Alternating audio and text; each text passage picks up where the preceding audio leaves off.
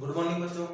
आज हम करेंगे एक्सरसाइज 10.2 और 10.2 में आपके पास क्या देखो 10.2 में आपके पास जो क्वेश्चन बच गए 11, 12 और 13।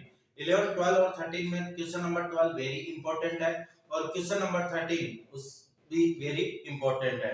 11 की फिर भी पॉसिबिलिटी थोड़ी बहुत बनती है, लेकिन क्वेश्चन नंबर 12 100% पॉसिबिलिटी बनती है और क्वेश्चन नंबर 13 की भी 100% पॉसिबिलिटी बनती है। बोर्ड एग्जाम में, बोर्ड कोई भी हो, चाहे आरबीएससी हो, चाहे आप सीबीएसई हो, चाहे कोई भी बोर्ड हो, ठीक है, तो आपको बड़े ध्यान से देखना है और ये क्वेश्चन आपको साथ के साथ में क्या है लर्न कर लेना है। ओके, चलो देखते स्टार्ट करते हैं। Question number 11, prove that the parallelogram. आपको क्या करना है कि एक पैरेललोग्राम दिया है, सर्किल स्क्राइब यानी उसका ए सर्कल, मतलब सर्कल के बाहर चारों तरफ बना हुआ हो, सर्कल के चारों तरफ बना हुआ है इज ए रोम्बस। ये कह रहा है कि क्या वो रोम्बस हो सकता है। तो देखो आपको जो दिया है उसी से हम करते हैं पहले प्रूफ।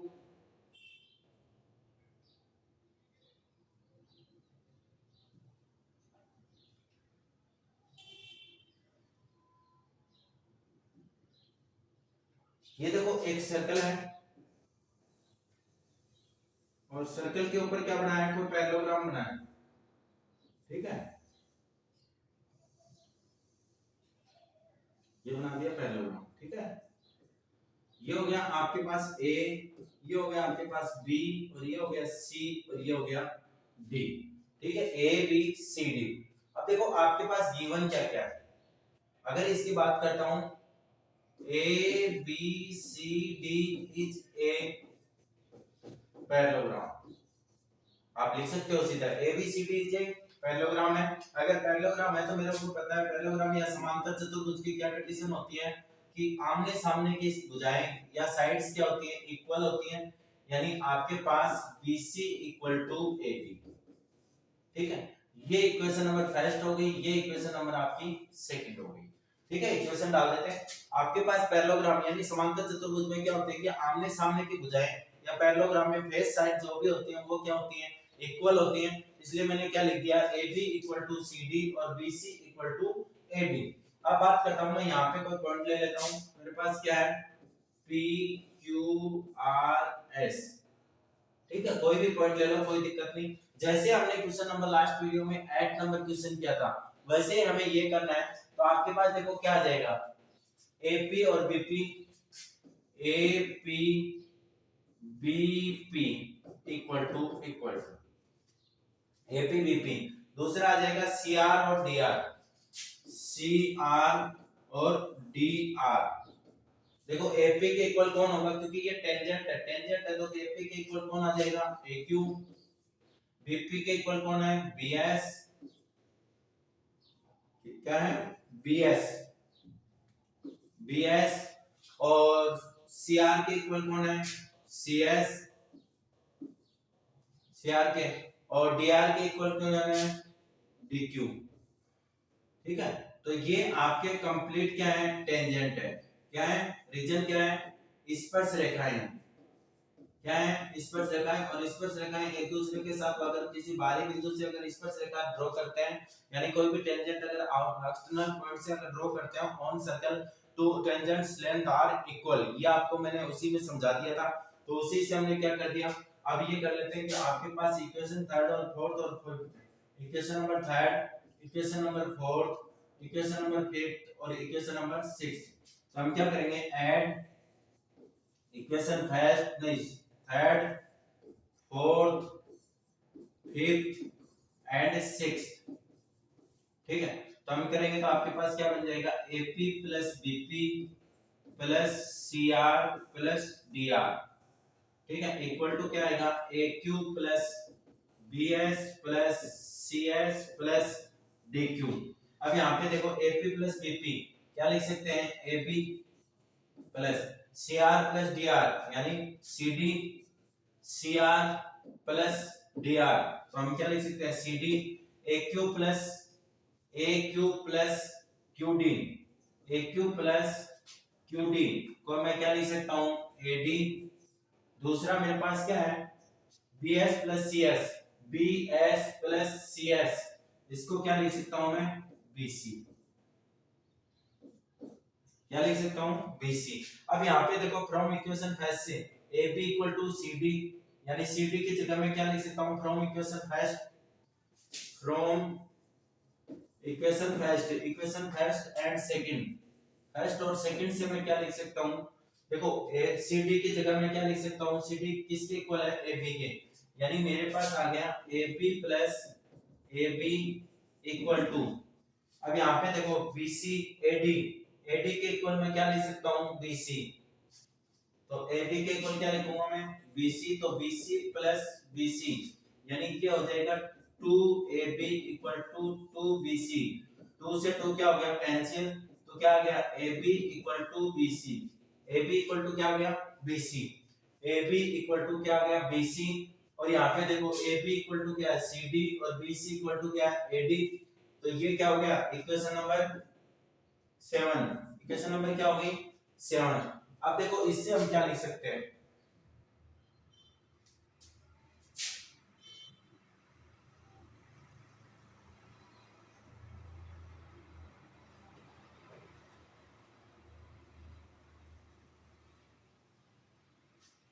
इससे हम लिखेंगे, देखो आपके पास from equation first second and 7, equation number तीनों से हम क्या लिख सकते हैं, A B equal to B C equal to C D equal to A D, यानी आपके पास क्या हो गया A B equal to B C equal to C D equal to A D, यानी चारों साइड्स क्या आपकी इक्वल है, और जिस क्वाड्रिलेटर की चारों साइड्स इक्वल हो, जिस क्वाड्रिलेटर की क्या हो चारों साइड ही इक्वल हो, वो क्या है रोम्बस है, क्या है रोम्बस है। अब बात ये आती है कि सर रोम्बस में तो आपके पास क्या हो गया AB इक्वल टू BC, यानी AB इक्वल टू हमने क्या प्रूव कर दिया था BC, तो हम क्या कह सकते हैं रोम्बस है। अब बात ये आती है कि सर चारों साइड तो स्क्वायर की भी तो होती हैं भाई, चारों साइड सर किसकी होती हैं स्क्वायर की भी होती हैं, फिर हम इसको स्क्वायर भी तो बोल सकते हैं बेटा, लेकिन उसने जो प्रूव करना दिया वो हमें रोम्बस दिया, स्क्वायर का उसने कहीं पर भी नाम नहीं लिया। अगर वो स्क्वायर बोलता, अगर रोम्बस नहीं बोलता और कहता कि मतलब आप स्क्वायर प्रूव, तो हम यहाँ पे इसको क्या बोल देते स्क्वायर बोल देते, लेकिन यहाँ पे उसने क्या कहा है, सिर्फ आपको क्या बताना है कि रोम्बस है नहीं, तो रोम्बस में भी क्या होता है कि चारों साइड्स क्या होती हैं इक्वल होती हैं। Okay doubt clear, okay next question देखो,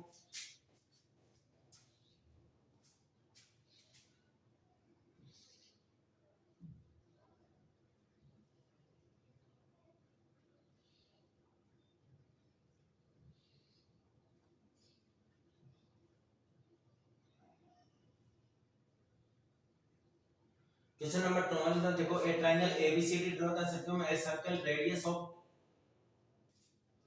सर्कल,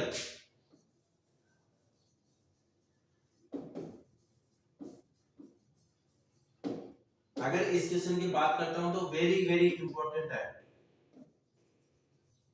वेरी इंपॉर्टेंट है ये क्वेश्चन, ठीक है, तो याद रखना इस क्वेश्चन को, रट लेना है साथ के साथ, मेरे साथ साथ में करते रहो जिससे आपको पूरा याद हो जाएगा, ठीक है।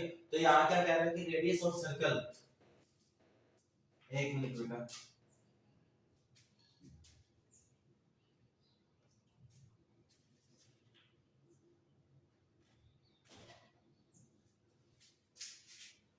क्योंकि डायग्राम होता है ना, तो डायग्राम से समझ में नहीं आएगा सीधा।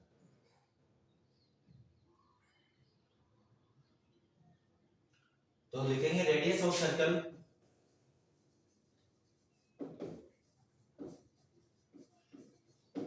इक्वल टू कितना है 4 सेंटीमीटर, फिर क्या कह रहा है such that the segment of the BD and BC into the which BC is divided by the point of contact D, BC divide किससे पॉइंट ऑफ D, तो देखो यहाँ पर भी ये इससे डिवाइड हो जाएगा, कितना हो जाएगा CDE, और यहाँ पे ये क्या हो जाएगा F, तो ये भी मिला देता हूँ मैं, ओके।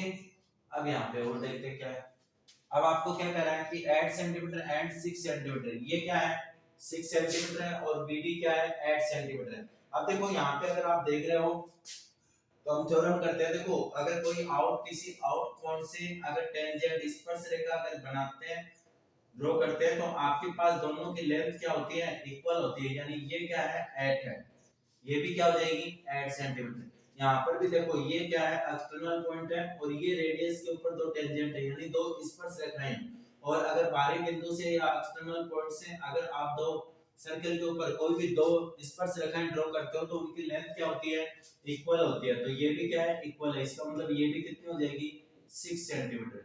ठीक है, इसको मैं लेट कर लेता हूं, ये कितनी है, x है, और ये भी कितनी होगी, x होगी, क्योंकि ये भी देखो एक्सटर्नल पॉइंट से वो हो जाएगी। अब यहाँ पे ध्यान रखो कि आपने क्या किया है, ये इसके परपेंडिकुलर है। परपेंडिकुलर का मतलब ये हो गया कि ये ट्रायंगल की क्या हो जाएगी, हाइट हो जाएगी। कितनी है बेटा, 4 सेंटीमीटर। कितनी है, 4 सेंटीमीटर। तो ट्रायंगल में जहां पे हाइट की जरूरत पड़ेगी वहां पे हम क्या कर लेंगे, 4 सेंटीमीटर। ठीक है, अब ये हो गया कंप्लीट डायग्राम। अब यहां से हम बात करते हैं, let the length of AE, let the length of AE equal to AF equal to x। ठीक है, अब देखो मैं एक काम करता हूं, पहले ट्रायंगल ABC का एरिया निकाल लेता हूं। किसका एरिया निकाल लेता हूं, ABC। ABC का हेरोन्स फॉर्मूले से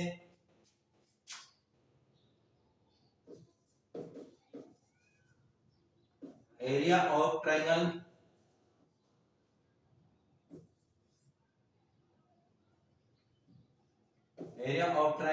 ABC, हेरोन्स फॉर्मूला क्या बेटा, S equal to A plus B plus C upon 2। दूसरा आपके पास एरिया ऑफ ट्रायंगल आपके पास क्या आ जाता है, रूट का root S into S minus A, S minus B और S माइनस C। जिसने 9th क्लास में रिकॉल किया हो उसका आपके पास याद हो कि ज्योमेट्री में आपके पास हेरोन्स फार्मूला था 14 नंबर एक्सरसाइज में। ठीक है, 14 नंबर एक्सरसाइज में हेरोन्स फार्मूला था यही आपके पास। अब देखो S यहाँ पे पहले S निकलेगा, A B C कौन है, A देखो आपके पास क्या है, साइड है, ये A क्या है, ये साइड है, B क्या है, ये साइड है, और C कौन सी है, ये साइड है। ठीक है, तो A की वैल्यू देखता हूं सबसे पहले क्या है। A की वैल्यू मेरे पास है क्या है, x प्लस 6। A की वैल्यू कितनी है, x प्लस 6। B की वैल्यू कितनी है, B की वैल्यू है x प्लस 8, और C की वैल्यू कितनी है मेरे पास, 6 प्लस 8, यानी आपके पास आ गई 14। कितनी आ गई, 14। ठीक है, अब यहाँ पे देखो कि आपके पास ये हो गया 6 प्लस 8। ओके, अब अपने पास क्या है, थोड़ा सा और ड्रॉ कर लेते हैं। यहाँ पे इसको मैं मिला देता हूँ, क्योंकि देखो यहाँ पे भी बाइसेक्ट किया था इस एंगल को, और इसको भी कर देता हूँ। ठीक है, अब हम ट्रायंगल की बात करते हैं, ABC area. Area of triangle ABC, यानी त्रिभुज एबीसी का क्षेत्रफल क्या हो जाएगा। तो सबसे पहले हम एस निकालते हैं।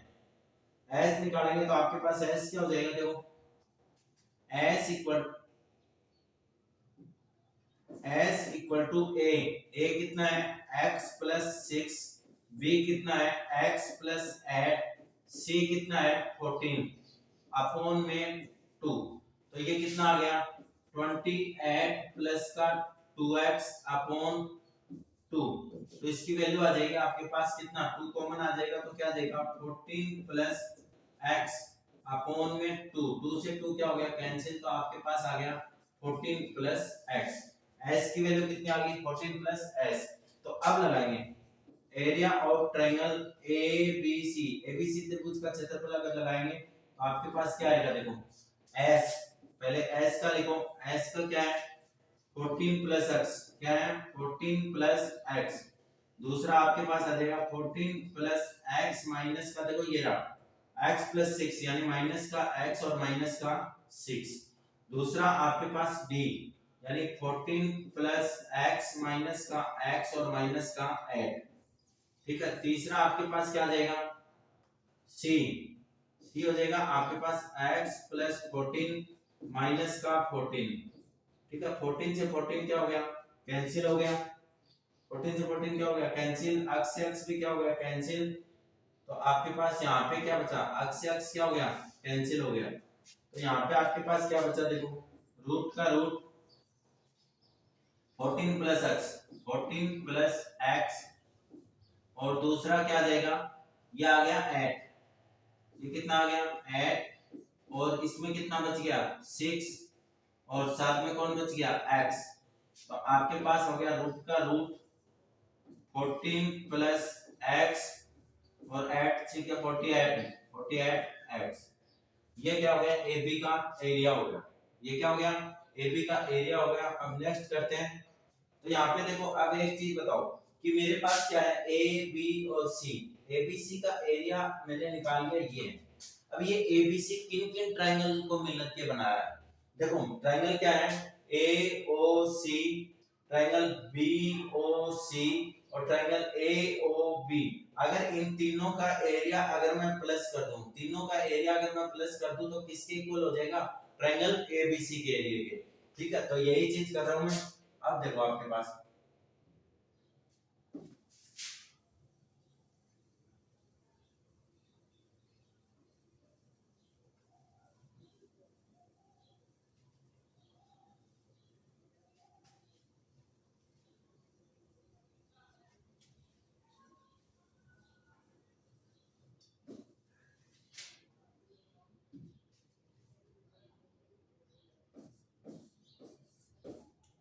ठीक है।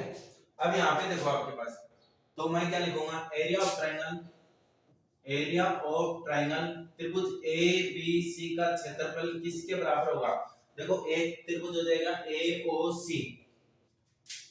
Area of triangle AOC plus area of triangle BOC, area of triangle BOC। ठीक है त्रिभुज BOC का क्षेत्रफल। तीसरा क्या है AOB, area of triangle AOB। ठीक है देखो ये जो त्रिभुज बना है ना ABC, ये किसका, ये त्रिभुज और इस त्रिभुज और इस ट्रायंगल तीनों का एरिया अगर मैं जोड़ दूं तो किसके इक्वल होगा ABC के। तो वही मैंने लिखा। ठीक है अब यहाँ पे एरिया निकालते हैं। इसका एरिया कितना है देखो, इसको सोल्व मत करना कहीं पर भी। ठीक है अगर आपको अच्छे से जल्दी क्वेश्चन निकालना है और कैलकुलेशन कम करनी है तो इसको ऐसे कैसे पढ़ा रहने दो, क्योंकि मैं बताऊंगा लास्ट में कैसे सोल्व करोगे इसको। तो आपके पास क्या आ गया रूट का रूट 14 प्लस x और 48x equal to area of AOC। देखो इनका एरिया क्या होता है 1/2 बेस इनटू हाइट यानी आधार गुना ऊंचाई। त्रिभुज का क्षेत्रफल क्या होता है बेस इनटू हाइट यानी 1/2 आधार गुना ऊंचाई। देखो ये इसके ऊपर क्या किया आपने लंब डाला है यानी परपेंडिकुलर आपने क्या किया ड्रॉ किया है। तो ये क्या होगी इसकी हाइट होगी। बेस यानी आधार कहां पे मिलेगा, मैंने क्या बताया जिसके ऊपर आप लंब डालते हो वो साइड क्या उसकी आधार है। यानी आधार कितना है 6 प्लस x। देखो ये है ना आधार AC, आधार कितना है बेटा AC इनटू लंब कितना है OE, लंब कितना है OE। ठीक है इसमें देखो क्या है ये कितना आ जाएगा आधार कितना है BC इनटू OD प्लस इसका देखो AOB में कितना है AB 1/2 into AB into OF। ठीक है यहाँ पे आप देखो आपके पास क्या है कि 1/2 AC कितनी है, AC देखो कितनी है x प्लस 6 यानी AC है आपके पास x प्लस 6 और OE है आपके पास 4, क्योंकि ये रेडियस भी तो है ना इसकी। तो 1/2 इंटू BC कितनी है BC देखो 6 प्लस 8 यानी कितनी है 14, ये आ गई 14।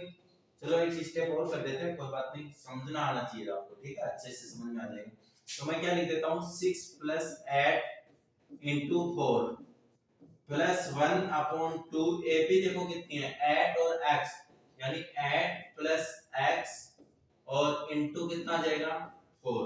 2 से कैंसिल कर दो 2 2 जा 4, 2 2 जा 4 और 2 2 जा 4। तो आपके पास कितना आ गया देखो ये कितना आ जाएगा 2x प्लस का 12, ये कितना आ जाएगा 6 और 4 नहीं 6 और 8 14, 14 2 जा 28 प्लस ये कितना आ जाएगा 8 2 जा 16 प्लस का 2x। तो आपके पास क्या है यहाँ पे देखो ये 16 और 12 है, ये कितना हो गया 30 30 और ये कितना हो गया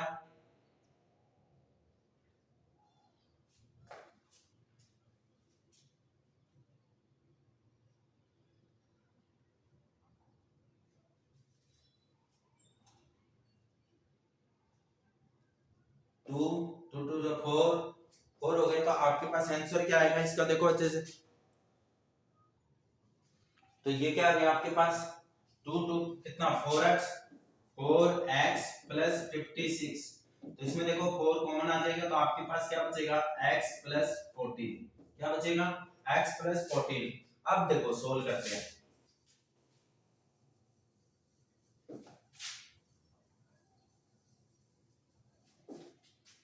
अब अगर इसको सोल्व करते हैं तो देखो आपके पास इधर क्या है, रूट 14 प्लस x, और ये कितना है 48x। ठीक है, तो आपके पास यहाँ पे क्या आ गया, ये आ गया आपके पास रूट 14 प्लस x, और ये 48x equal to 4 into x plus 14। Both side squaring, यानी दोनों तरफ वर्ग करने पर, बोथ साइड स्क्वायरिंग करोगे तो आपके पास क्या आएगा, 14 plus x into 48x equal to 16, और x प्लस 14 का होल स्क्वायर। यहाँ तक समझ में आ गया, क्योंकि बहुत साइड स्क्वायर कर दिया तो ये तो इधर रूट हट गया, उधर क्या हो गया, स्क्वायर हो गया। अब कैंसिल करो, ये इससे क्या हो गया, कैंसिल हो गया, और 16 1 जा 16, 16 3 जा, तो आपके पास क्या आ गया, देखो 3x equal to x plus 14। ठीक है, तो नेक्स्ट क्या हो गया आपके पास, 3x माइनस का x इक्वल टू 14, तो 2x इक्वल टू 14, तो x इक्वल टू कितना आ गया, 14 अपॉन 2, यानी आपके पास आ गया 7। तो x की वैल्यू कितनी आ गई, 7। x की वैल्यू कितनी आ गई, 7। अगर x की 7 आ गई तो a की वैल्यू निकालनी थी आपको, AC क्या था बेटा आपके पास, AC है आपका a, और a की वैल्यू थी x प्लस 6, यानी आपके पास आ गया 7 प्लस 6, यानी कितना आ गया 13। दूसरा आपको AB निकालना था, AB इक्वल टू आपके पास कौन है, C, और C की वैल्यू क्या थी आपके पास, x प्लस 8। तो x की वैल्यू आपके पास 7 और इसकी वैल्यू है 8, तो कितना आ गया 15। ये आपका very very important question solve हुआ। तो आपको ये क्वेश्चन रट लेना है, और दूसरी बात यहाँ पे कैलकुलेशन का ध्यान में रखना, वहां पे रूट में कैलकुलेशन आपको नहीं करनी है। और फिर भी करते हो तो आपकी खुद की रिस्पांसिबिलिटी है। ठीक है, मैंने शॉर्ट ट्रिक से बता दिया कि आपको सीधा आपके पास सिंपल हो जाएगा, ये आपको याद रखना है। ओके, नेक्स्ट क्वेश्चन देखते हैं, क्वेश्चन नंबर 13, लास्ट क्वेश्चन है इस एक्सरसाइज का। देखो क्वेश्चन नंबर 13 क्या दिया आपको, ये कह रहा है कि prove that the opposite side of the quadrilateral circle में a circle subtend supplementary angle at the centre of circle. देखो यहाँ पे ये कह रहा है कि एक सर्कल है, ठीक है, उसके ऊपर कोई क्वाड्रिलेटर है, ठीक है, बना देते हैं। सेम क्वेश्चन है 11 का, 8 का और 13 का, बस थोड़ा थोड़ा डिफरेंस है। ये क्या हो गया A, ये क्या हो गया B, ये क्या हो गया C, और ये क्या हो गया D। इसमें अंदर एंगल का बताना है, तो आपके पास ये देखो, ये आपके पास सेंटर हो गया, ये करो और ये ड्रॉ कर दो, ये करो और ये ड्रॉ कर दो, ठीक है, फिर ये कर दो, फिर ये कर दो, यहाँ पे आ जाएगा बच्चे, ठीक है। अब देखो आपको अगर सिंपल वे में करना है तो आपके पास इसको क्या कर लो, अब आपको ये प्रूव करके देना है कि AOD, ये कौन सा एंगल है, O है, ये AOD BOC का सम कितना हो जाएगा 180 डिग्री, या आप प्रूव कर दो AOB और COD भी क्या होगा 180 डिग्री। तो मैं यहाँ से स्टार्ट करता हूँ 1 2 3 4 5 6 7 और 8। अब यहाँ पे सिंपल सा हो गया ये, ठीक है। यहाँ पे मैं नाम दे देता हूँ कोई भी, यहाँ पे मैंने दे दिया P, यहाँ Q, यहाँ R और यहाँ पे S, ये थोड़ा यहाँ पे बनाना बेटा, ठीक है। अब यहाँ पे देखो कि आपके पास क्या है, अगर हम क्या करेंगे, किसी एक को कॉन्ग्रुएंट प्रूव कर देंगे। मान लो मैं एंगल ये ले लूंगा, कौन सा AO,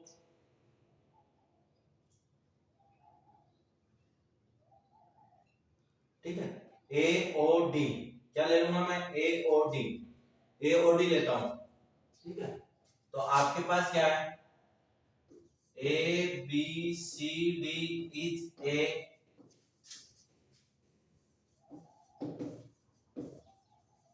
क्वाड्रिलेटरल। ठीक है, ABCD क्या है? क्वाड्रिलेटरल है। तो आपके पास क्या है? Triangle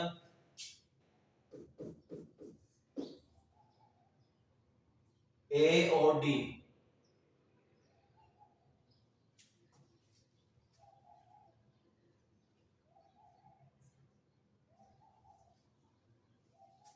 triangle AOP and triangle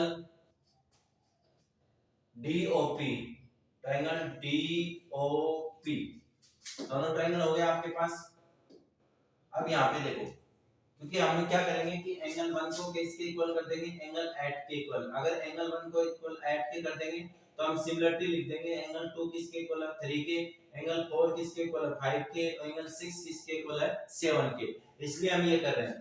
ठीक है, तो आपके पास क्या हो जाएगा? देखो, सबसे पहले बात करते हैं, मैंने क्या बताया था कि कॉन्ग्रुएंट की जब भी बात आओ, पीछे वीडियो देखना, उसमें आपको इंट्रोडक्शन में अच्छे से बताया कि कॉन्ग्रुएंट की जब बात आओ तो आपको 5 चीजें देखनी है। उसमें क्या देखना था? 90 डिग्री देखना था, अल्टरनेट एंगल देखना था, एकांतर कोण देखना था, आपको दूसरा क्या देखना था? वर्टिकल ऑपोजिट यानी शीर्षाभिमुख कोण चेक करना था, आपके पास दोनों रेडियस है वो चेक करनी थी। तो आपके पास यहाँ पे देखो, सबसे पहले क्या बन जाती है? ये देखो, ये क्या है?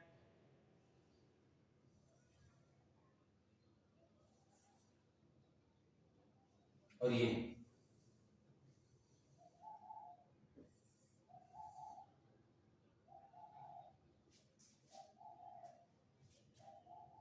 एक छोटा एंगल ले लो बेटा, क्योंकि ये बड़ा एंगल हो गया शायद, सॉरी।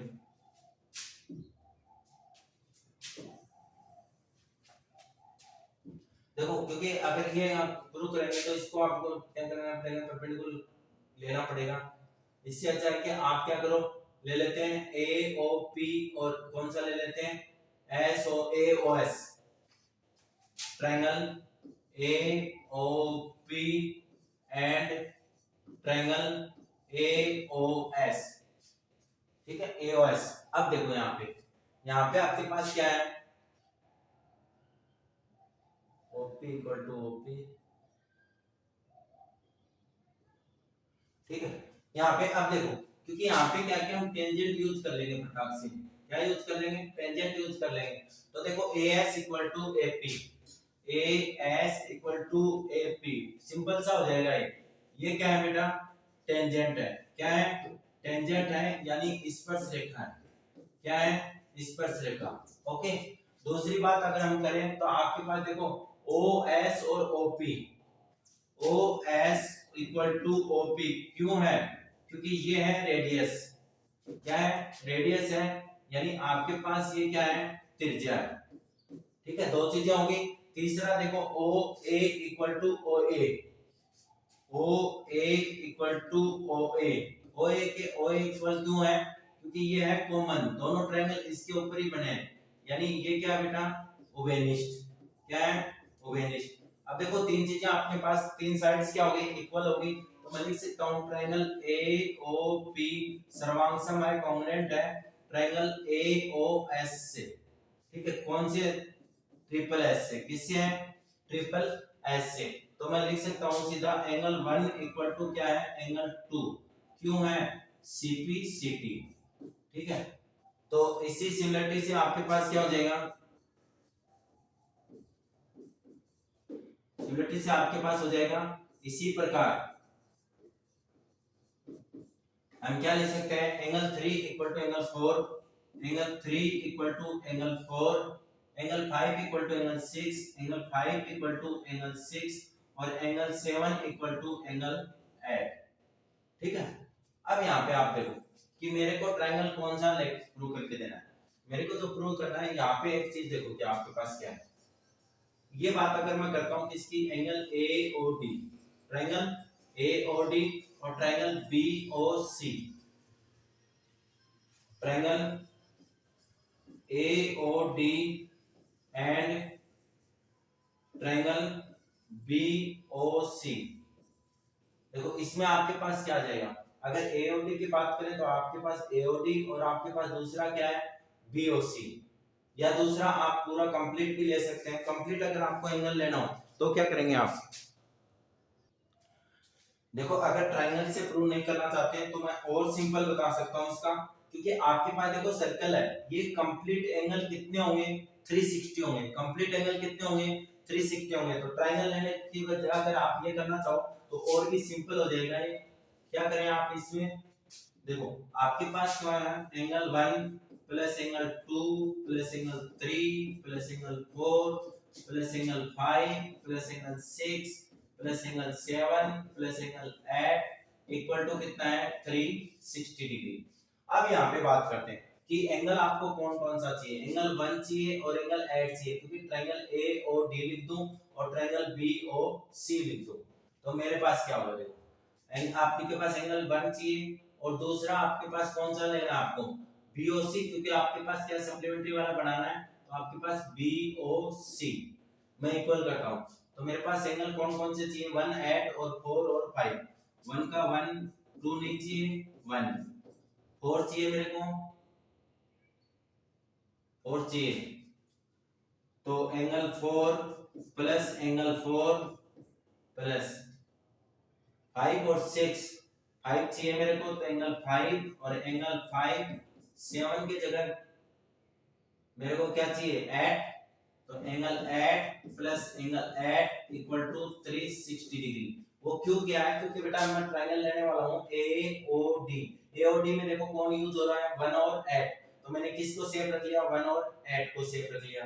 दूसरा मैं ट्रायंगल लूंगा बीओसी, तो बीओसी में मैं किसको सेफ रखना चाहता हूं 4 और 5, तो देखो मैंने 4 और 5 को क्या रख लिया सेफ रख लिया। तो मेरे पास ये कितना हो गया 2 एंगल 1 2 एंगल 4 2 एंगल 5 और 2 एंगल 8 इक्वल टू 0। आपके पास आ गया एंगल 1 एंगल 4 एंगल 5 और एंगल 8 इक्वल टू सॉरी 360, यहाँ पे 360, तो आपके पास आ गया 360 अपॉन में 2 यानी कितना आ गया 180 डिग्री। अब यहाँ पे देखो एंगल 1 और 4 एंगल 1 और 8, सबसे पहले देखो हम देखते हैं कि एंगल 1 और एंगल 8 को मिला के मैं क्या लिख सकता हूं angle A O D, angle A O D plus angle 4 और एंगल 5 को मिला के क्या लिख सकता हूं angle B O C, angle B O C equal to कितना हो गया 180 degree. Angle A O D plus angle B O C कितना हो गया बेटा 180 डिग्री। अब बात करते हैं कि आपके पास ये हो गया तो सिमिलरिटी वो भी लिख देते हैं हम साथ का साथ में।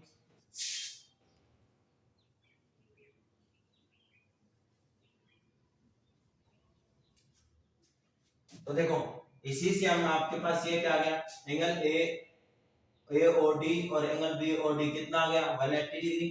यहां पर भी हम लिख देते हैं angle A O B plus similarity लिख देना, या इसी प्रकार ठीक है ए ओ बी और angle C O D equal to 180 hence prove इति सीतम। ये आपकी एक्सरसाइज 10.2 हो गई। अब देखो एक जरूरी सूचना यह है किसी का भाई या बहन आगे कंपटीशन की तैयारी करता हो तो आपके पास दिल्ली पुलिस के कल से आपके पास मैथ्स का टेस्ट स्टार्ट हो जाएंगे जो एकदम बिल्कुल फ्री है। बस उसके ऊपर छोटा सा चार्ज है, वो है आप लाइक कमेंट और सब्सक्राइब कर सकते हो। ठीक है, अगर देना चाहो चार्ज में तो आप लाइक कमेंट और सब्सक्राइब कर सकते हो, बाकी उसके ऊपर कोई भी एक्स्ट्रा चार्ज नहीं है। और रोज आपके पास 5 या 10 क्वेश्चंस दिल्ली पुलिस जो भी तैयारी कर रहे हैं उनको आप बताओ, जिससे वो देख के इसका फायदा उठा सकें, जिसमें इंपॉर्टेंट क्वेश्चंस और प्रीवियस ईयर यानी पीछे के क्वेश्चंस भी आपके पास इंक्लूड किए जाएंगे। Okay, thank you.